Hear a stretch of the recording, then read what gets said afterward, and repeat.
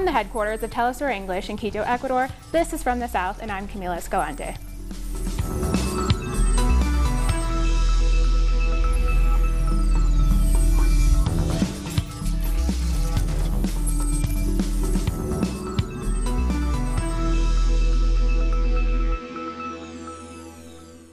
We begin in Venezuela, where electricity is gradually being restored across the capital.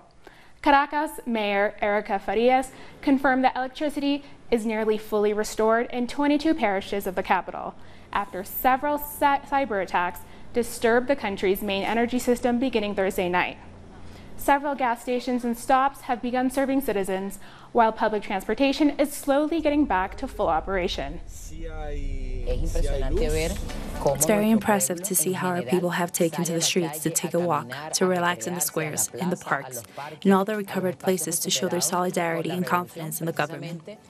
It's great to see that the Venezuelan people have confidence in the revolutionary government. The whole population knows that the only one who can solve the current situation, the only one who has the right and responsibility to take care of the situation, is the Venezuelan government. Mayor Erika Farias also said that despite the attack against the country's energy system, the people of Venezuela remain united in support of President Nicolas Maduro.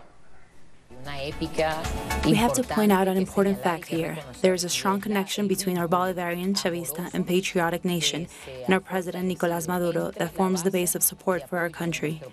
Both the nation and our leader demonstrate extraordinary bravery, rebellion, and extraordinary examples of solidarity, coordination, political capacity, and this attitude, together with the efforts of the Civic Military Union, are the greatest strength of the Bolivarian Revolution. And President Nicolas Maduro says that the government is working on distributing the most essential supplies to citizens and hospitals. On Twitter, President Maduro said that he ordered the distribution of basic products through the country's CLAP food distribution network. Maduro also addressed supporters at the anti-imperialist march in Caracas on Saturday. Maduro said that even though the country is facing the worst ever imperialist attack, the government continues to defeat all attempts. We are facing the biggest aggression from U.S. imperialism against our homeland, Venezuela. In all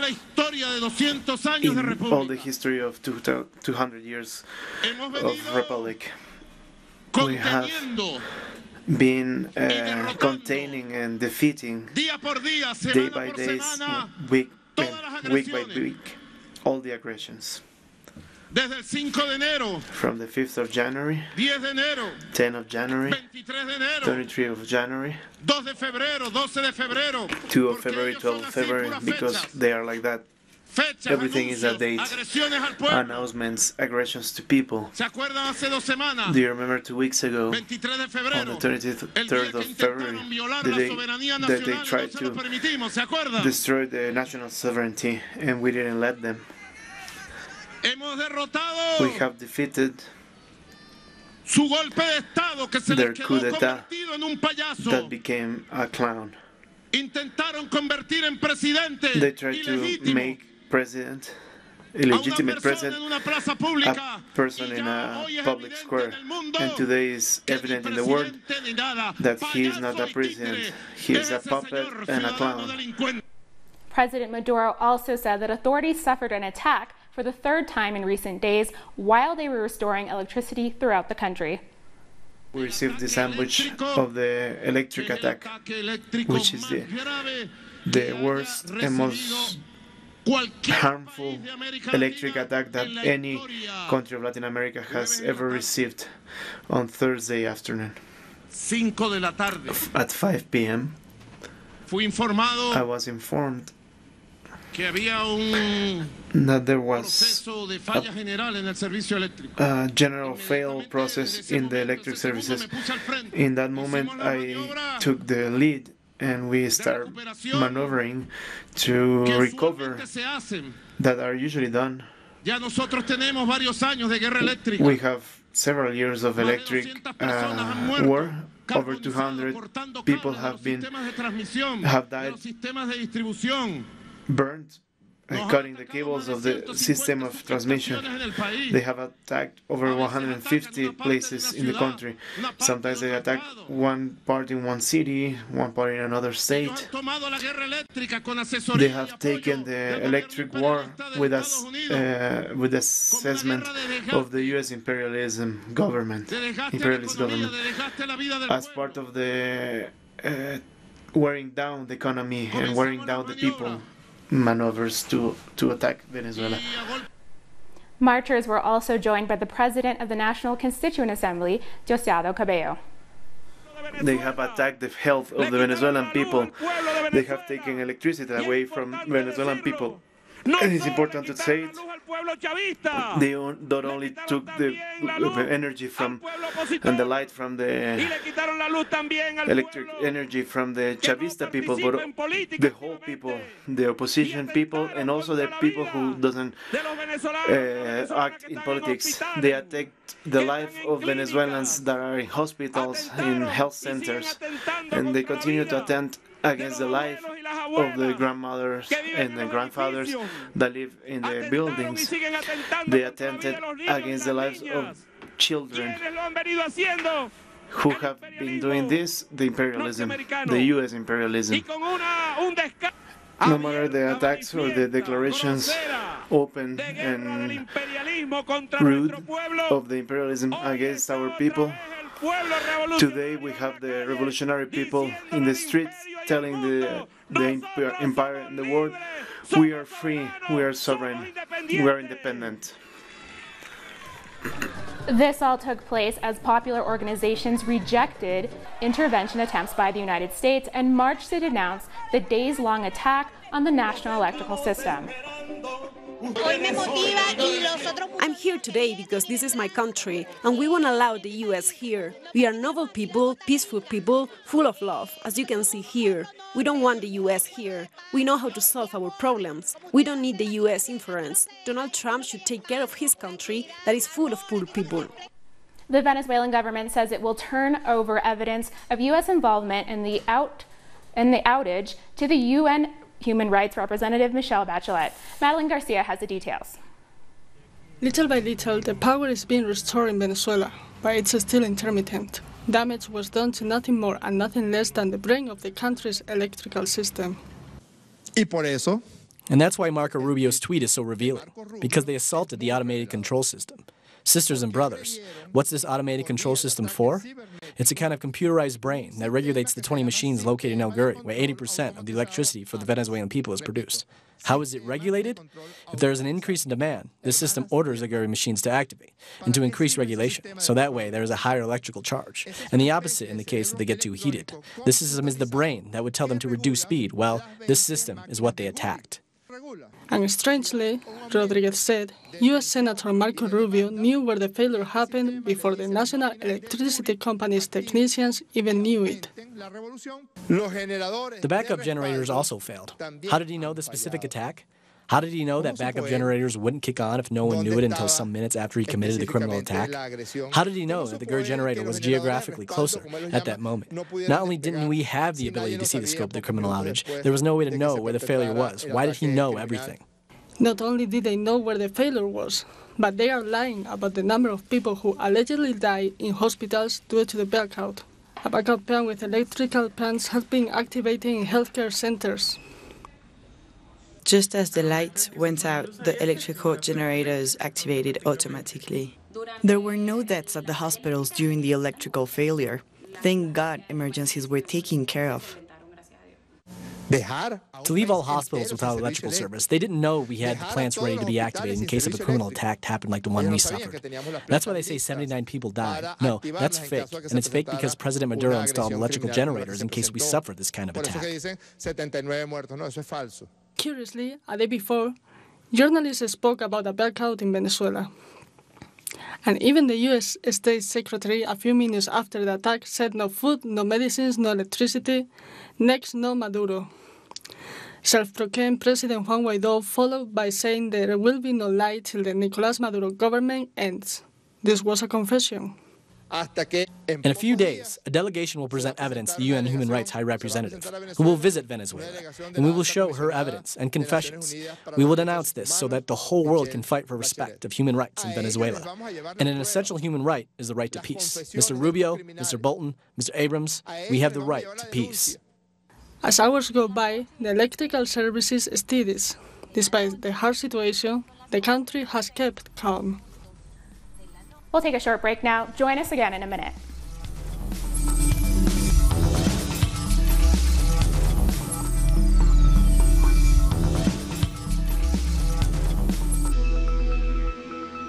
Welcome back. The death toll from Saturday night's shooting in Guanajuato State, Mexico, has risen to at least 15.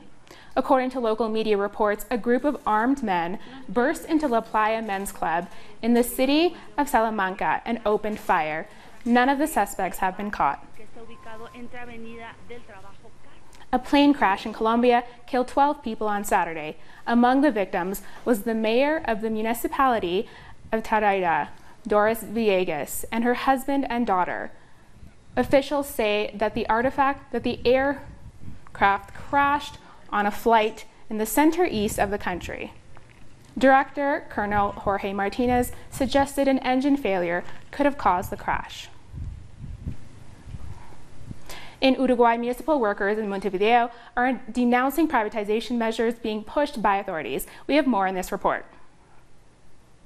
Relations between union workers and the authorities have been tense for years. This time, the controversy is over the mayor's proposal to privatize some essential services. But workers have rejected this measure, and it has taxpayers in the middle of the crossfire. We are really concerned. We see that the mayor's strategy is completely defined by the privatization of more sanitation services. He also says part of the objective of this bidding is to cover the days we have union measures. This means they're going to pit workers against workers. We see the horror and we criticize as well the policies applied in neighboring countries. And what we are doing here, little by little, is the same. The Montevideo municipal government says it doesn't want to privatize areas but wants to guarantee essential services to citizens in critical points or peaks of trash accumulation, as in traditional parties or weather events. What we are planning today, or evaluating, let's say, is to generate an alternative to privatization that allows us to handle this kind of peaks we have, with trucks that have been put out of service by the municipality. According to the authorities, strikes by the trade union in the sanitation sector affect the city cleaning, and that a large part of the population are against them. Officials say they're trying to prevent people from being hostages in the situation. This is to ensure services to citizens in any adverse event. And it can be a fire, a weather event, it can be a social conflict, and also a trade union conflict. Now, if I'm saying that 90% of trash collection will continue in the hands of the mayor with privatization, we are going to relieve the effects so the impact is not so great, and in some way safeguard the sanitary situation for the population. In the end, the Municipal Workers' Union decided to call for a general strike against privatization and to begin legal action against the Montevideo municipality. The Bolivian state satellite Tupac Katari will provide a new service for some rural communities. It will ensure a new high-speed internet connection, which is already available in some of the most remote regions in the country. Let's find out more. The Bolivian Space Agency announced that it has the technological capability to permit it to offer high-speed internet service in any rural area in the country. The logistical team has to send terminals to various places. There is always a logistic demand in every station. The Ka band is common for this kind of service all over the world, in the United States, Europe, Brazil. Internet in rural areas is another service that the State Space Agency has made possible through the Tupac Katari satellite, which already offered television, radio, and cell phone coverage in rural parts of the country at accessible prices and even for free. The Tupac Katari satellite has 30 transponders, of which 2 function in the band. We are talking about a capacity of less than 10%, but with these transponders we're gonna be able to offer this service in the country, in every meter squared, as with the satellite's other services. Our intention to begin with is to reach 8,000 clients across the country.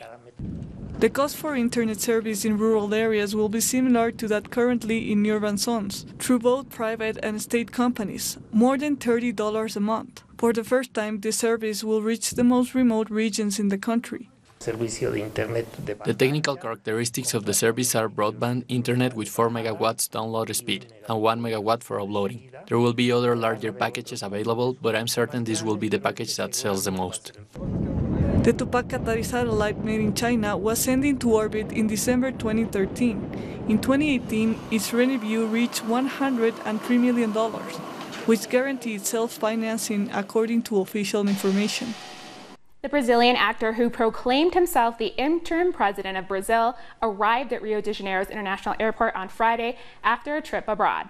72-year-old José de Abreu read the oath of office to a crowd of cheering supporters who were there to greet him. Far-right Brazilian President Jair Bolsonaro suggested earlier this week that de Abreu could be prosecuted for his actions. It's obvious that I don't want to be president of Brazil. It's a thing. I want to use this power that you're giving to me to try to bring more people, to demystify this hack government that's in here.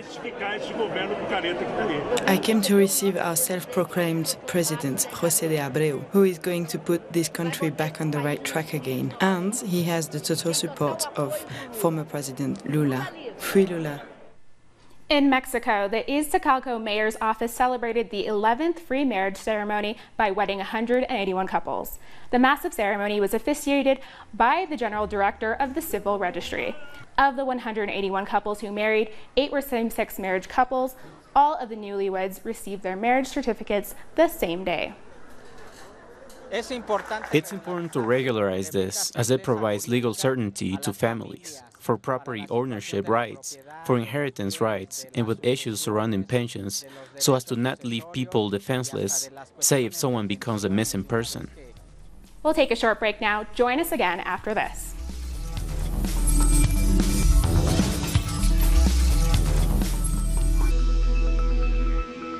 Welcome back. An Ethiopian Airlines flight from Addis Ababa to Kenya's capital Nairobi has crashed, killing at least 157 people. The Boeing 737 MAX 8 was carrying 149 passengers and 8 crew members. It took off at 8:30 a.m. and lost contact with air traffic controllers 6 minutes later.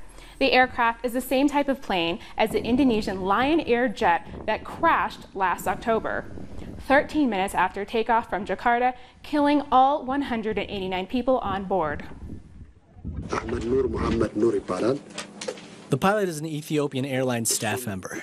He's had more than 200 flight hours. After receiving the aircraft, we did the first maintenance check on February 4th, 2019. It was a new and clean aircraft. I would like to say that we are deeply saddened for the loss of the lives of our esteemed passengers, and again, we wish God brings comfort to their friends, relatives, and brothers.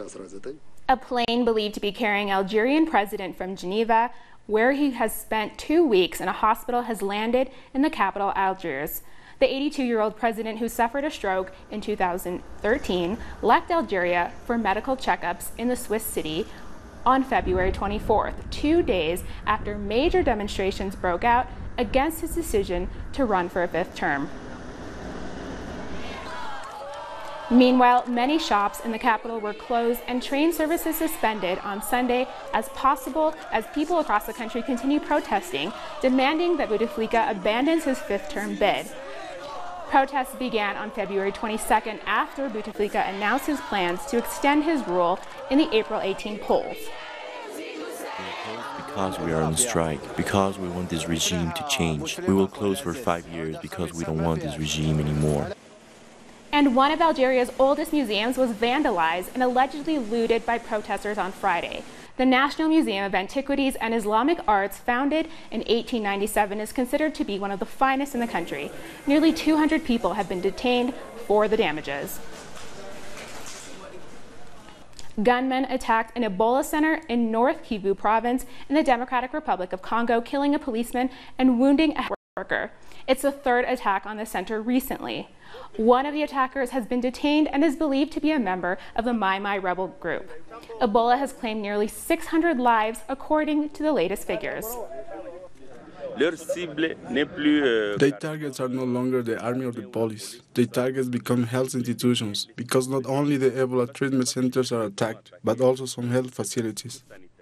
As the world celebrated International Working Women's Day, Kenyans honored Dr. Wangari Maathai, the first African woman to win the Nobel Prize for environmental conservation works. She was the first woman in Kenya and Africa to be awarded the Nobel Peace Prize in 2004, as well as the first woman in East and Central Africa to earn a PhD in 1971. She passed away in 2011. Humbled by this recognition and uplifted by the honor of being the 2004 Nobel Peace Laureate.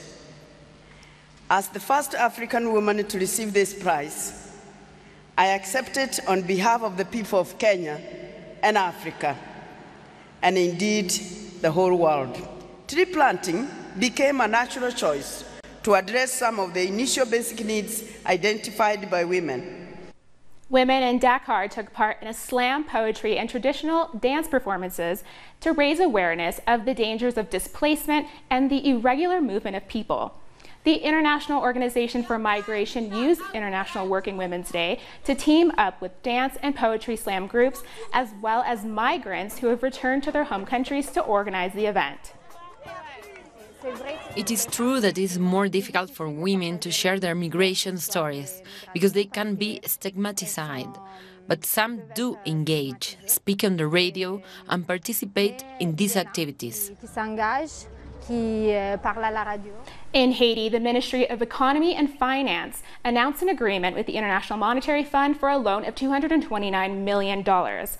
This news comes in the middle of the economic and political crisis in the country. The government says the money will be used for social programs and to fight against corruption. But social movements are concerned because the agreement calls for austerity measures and the reinforcement of policing by the government. Officials in India have announced a general election to be held over nearly 6 weeks, starting on April 11th. The poll will see right-wing Prime Minister Modi run for a second term.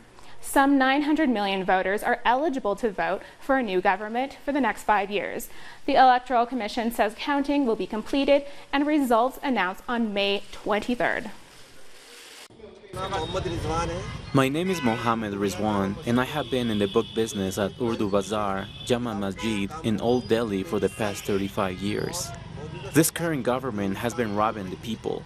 Now these elections should bring in a new government, a good government that fosters a spirit of brotherhood among the people. Police deployed tear gas on yellow vest protesters in France once again who are on the streets for their 17th week. Protesters chanted anti-capitalist and anti-Macron slogans during interactions with police officers. Women were also out in force as part of the movement. The day after International Working Women's Day, they were particularly visible in their demand for equal pay. I am here. Maybe we will get nothing out of it, but I want to be respected, not to be called lazy, not to be called privileged, not to be called a lot of names. I want to be respected, and French President Emmanuel Macron doesn't respect us. We've come to the end of this news brief. You can find these and many other stories on our website at tellusenglish.net. And join us on social media, Facebook, Twitter, and Instagram. For Tell Us Our English, I'm Camila Escalante. Thanks for watching.